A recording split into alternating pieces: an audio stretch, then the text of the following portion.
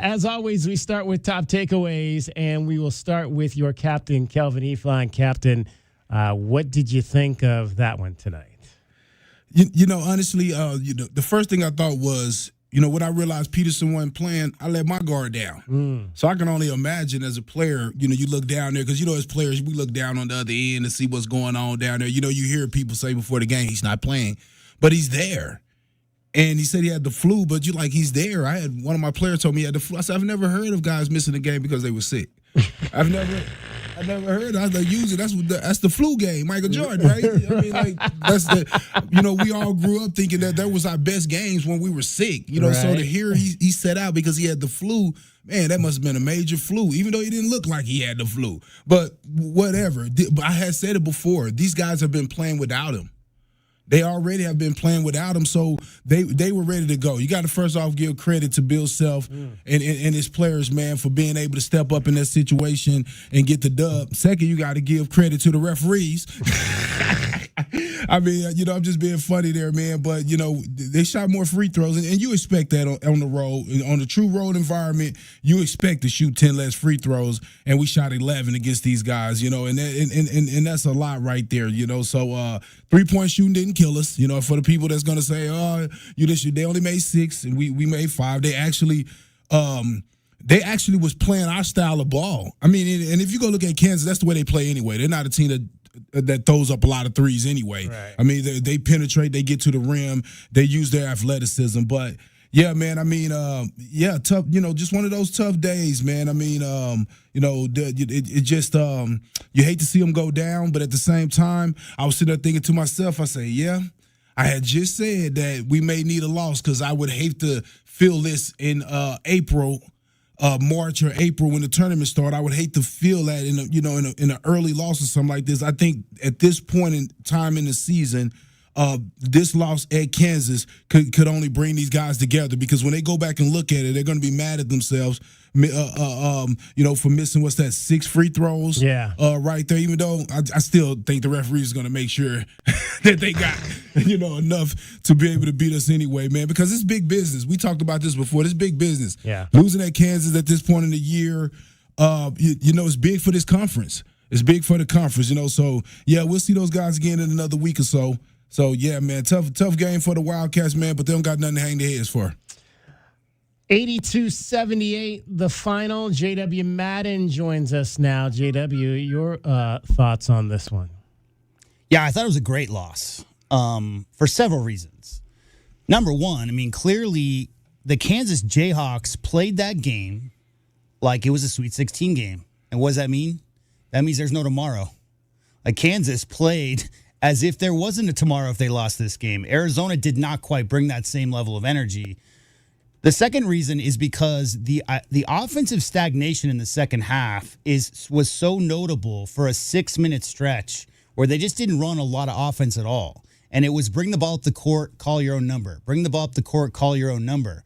And what does that mean, Kelvin? Well, they haven't seen any adversity this year, not since UConn, not since Florida, string off 15 straight 20-point wins. When Kelvin Eafon says a loss this time of year is good, it's not necessarily a matter of ego. It's a matter of purpose in the moments of adversity. And this team saw adversity today. Kansas made a push. They took the lead about 10 minutes to go in the game. And Arizona, based on Kansas's aggressive trapping D, not trapping, but collapsing D, collapsing on drivers, fronting post guys, clearly, I'll always give credit to the opponent. Kansas had everything to do with that. But Arizona made some very iffy decisions in that second half. So a great loss because the coaching staff and the players got film to go back. What did Deli say this week? He said, we love each other. He said, this team is all about each other, about helping each other. There was a moment there in the second half with 16,000 crazy Kansanians, people from Kansas going crazy. And there was a moment there where they kind of lost their way a little bit offensively. On the other side of it, I'm not sure if Koa is okay, because I don't know. Some of the shot selection today was a little bit iffy, a few costly turnovers. I think if Koa Pete plays a B game today, I think that was maybe closer to a C-, that Arizona probably wins this game pretty easily, because what it was we knew coming in Arizona's 3 bigs versus Flory Badunga. That was the storyline. Well, I mean, Mo Krivas showed up big time. Tobey had a few moments, but Tobey and Koa just did not bring that same level of intensity, physicality, and purpose that we've seen through 23 games. And so, again, I think you got to give credit to the Kansas Jayhawks. Very, very tough environment. Clearly, Kansas won that game. There is no stealing, none of that nonsense. Like, Kansas was the better team tonight, even without Darren Peterson. That being said, I think you can go back and look at the film and say to yourself, if we had been a little more patient here, if we had finished a little bit around the, I'm not looking at free throw numbers. No, that ain't it for me. Finish around the rim. Make an extra pass. Don't take a shot off the dribble against 2 defenders. Those kind of things they did down the stretch of the second half. You clean some of that stuff up, you probably walk out of Lawrence tonight with the win. They did not. A loss is good in this case, not because their ego gets deflated. They stop looking at numbers. That hasn't been the case all year. It's because they got great film. They finally saw adversity down the stretch, some things they can work on and tighten up. They'll be just fine. My positive out of this was what you just mentioned. Motias Krivas tonight was just unbelievable. I thought his hustle tonight, we've seen this a little bit in the last few weeks. He'll miss a shot at the front end, offensive end, doesn't let that get to him. He'll run right back down and block a shot at the defensive end. And we saw that several times tonight. I just love the hustle that we're seeing from that kid right there, the energy that he's bringing at both ends of the floor. We'll see if we decide whether or not he'll be the Window Depot glass cleaner of the game. 15 rebounds, although they did lose this game tonight, so my vote may go another way in that respect. I just thought the Wildcats were a step slow defensively in this game. They got beat off the dribble a number of times, especially down the stretch. We haven't really seen that a lot this season, and so I thought that was huge. And again, you look at the numbers, and it was flipped. It was flipped from a lot of the games we've seen. They could not get to the line in this game tonight, and when they did, they missed too many free shots, and we've had a number of people talk about how that's becoming a concern. I think is it a big concern? I don't know if it's a big concern, but it's becoming a concern. The free throw shooting just has not been there the last few games, and then when you get into these tight games, you got to be able to make free throws, and 8 of 14 just doesn't cut it. Just does not cut it for a team that has shot the ball so well from the line this season, especially when you're talking about, Jaden Bradley missing 2. That's not something you would normally see. I'll give the big guys some leeway in that a little bit more so. But, just some guys that you would expect to have maybe bigger games did not. Koa Pete being one of those guys, Jaden Bradley being another of those. You also might have expected, with all the physicality, that Mo Krivas would have shot 1 free throw, and he shot 0 free throws in this game.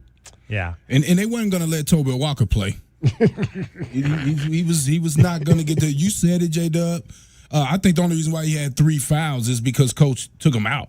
Yeah, I think he would have been fouled out very early. They was not going to allow him to be physical today, and that hurt our team as well. I mean, only 3 rebounds from him. I mean, Korchinski, I think Krivas, took up for that. He got 15 of those things. With 30 minutes, the most minutes I've seen him play all year. But not having to walk in there with those offensive rebound putbacks, man, that's killer right there. And only 12 minutes from Del Arso. This was the one time where we needed him, needed some of his senior leadership as far as some scoring, off the dribble to help out. With some of the scoring being that they was focusing on Jaden Bradley so much. But, again, these are all things that you'll get to go over in film now. And these guys really get a chance to look each other in the eye and see what they really about. And especially with Peterson out, right, because they had to start, who was it, Tiller? Or Jamari McDaniel, I think, McDowell started in his place. Jamari, yeah. Well, that Kansas Jayhawks team came in, guys, averaging 10 points off the bench. One of the worst bench scoring teams in America. So without Darren Peterson in there and Jamari McDowell, what you just said right there, Kelvin, having Dwayne Aristote, having Tobe Awaka, having Delhi come in and be that solid, strong 8-man rotation that we've been used to all year long is another storyline in that they didn't really even get the minutes that we're used to seeing off the bench tonight.